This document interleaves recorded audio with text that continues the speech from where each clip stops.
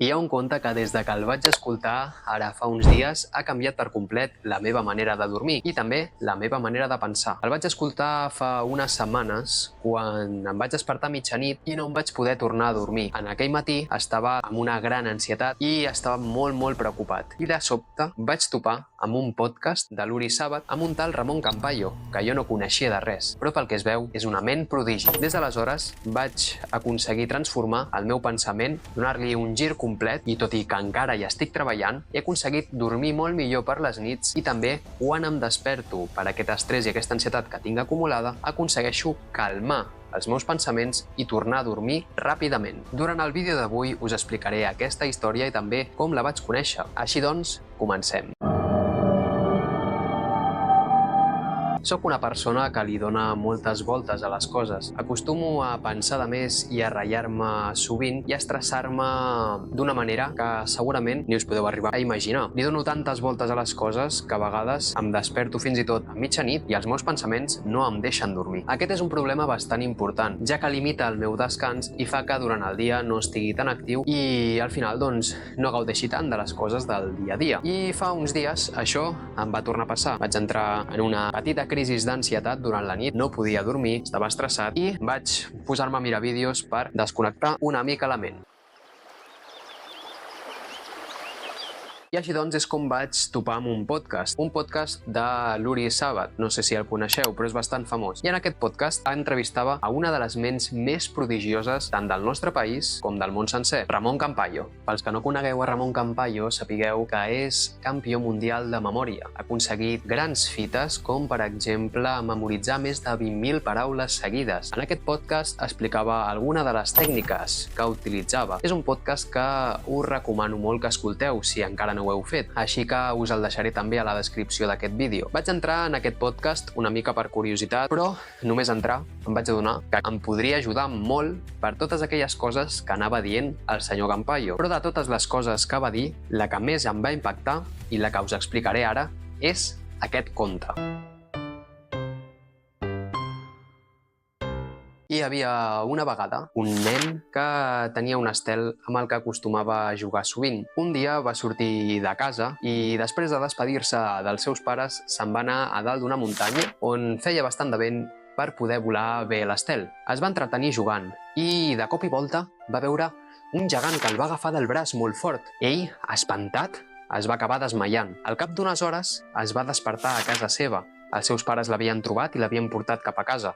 I des d'aleshores va tenir molta por de tornar-se a trobar aquest gegant. No podia dormir per les nits, tenia malsons on apareixia aquest gegant i el tornava a agafar. Vivia amb estrès, amb ansietat constant i no aconseguia estar tranquil i ser un nen normal. Al cap d'uns dies, algú va picar a la porta de casa seva. Els seus pares van obrir i resulta que a la porta estava ni més ni menys que el gegant. Els hi va demanar als pares i també al seu fill que el seguissin, i així ho van fer. Tot i que el nen estava molt espantat, va decidir també sortir i anar amb els seus pares a dalt de la muntanya on s'havien trobat la primera vegada amb el gegant. Allà, a dalt d'un arbre, van trobar l'estel que se li havia sortit volant en el nen quan es va topar amb el gegant. I allà, el gegant els hi va explicar el que realment havia passat. El nen estava despistat jugant amb l'estel i no es va adonar que mentre caminava d'esquenes tenia un precipici molt alt just darrere seu. El que va fer el gegant al veure'l va ser agafar-lo fort del braç per evitar que caigués i el va voler ajudar perquè no es matés. És aquí on el nen va descobrir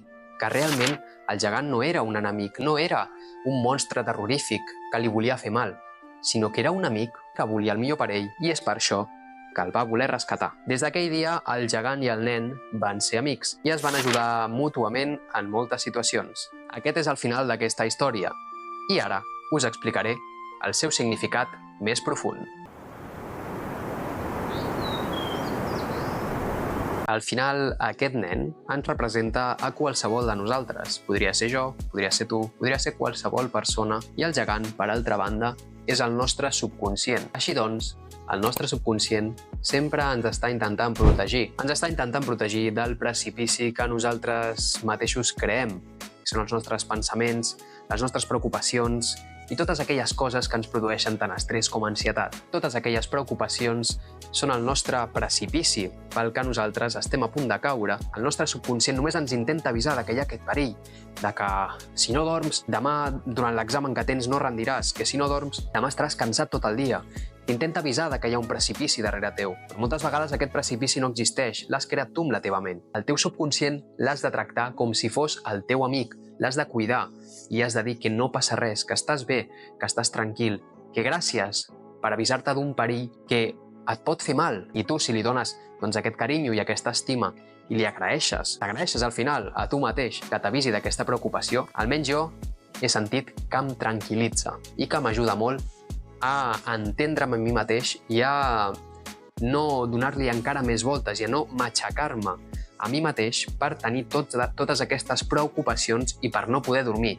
I al final, quan aconsegueixo reduir tot aquest estrès que em produeix aquest pensament i quan accepto que aquests pensaments em poden venir i que el subconscient és un amic que m'intenta ajudar, és quan el pensament es rebaixa i al final torno a aconseguir dormir. El que nosaltres fem normalment és intentar protegir-nos d'aquest gegant, quan no ens adonem que el problema principal no és el gegant, sinó el precipici que nosaltres mateixos hem creat. Per tant, heu de tractar el gegant interior, el vostre subconscient, com si fos el vostre millor amic.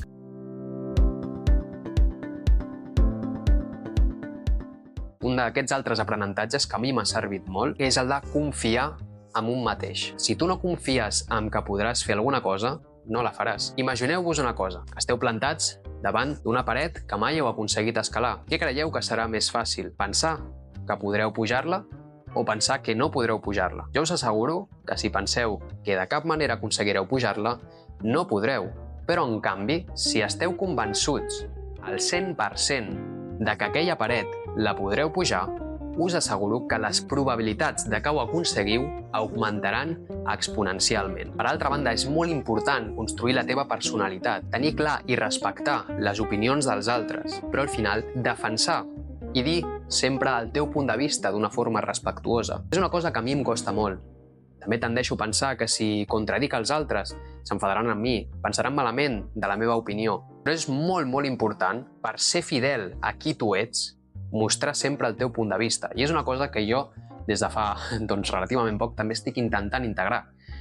Ja que he sentit sovint que no acabo de saber si estic a favor o en contra d'una cosa perquè només responc per agradar als altres. L'última cosa que em va quedar molt clara és el fet de no obsessionar-se amb els resultats. És una cosa que sembla molt fàcil de dir, però jo sóc una persona que tendeix bastant a les obsessions i també les obsessions amb els resultats. Que si has d'aconseguir no sé quin temps en aquesta cursa, aconseguir adormir-te, aconseguir escalar aquesta paret en el rocòdrom, obsessionar-te i tornar-te a obsessionar amb el resultat final és contraproduent, ja que també et genera una expectativa molt elevada i una tendència a voler centrar-te només en l'assoliment d'aquest objectiu. I sí, un altre topicazo, disfrutar del camí, però és que al final és l'únic que compta, perquè quan tu arribes a un objectiu se te'n plantejarà un altre i voldràs sempre estar en recerca d'un objectiu superior i al final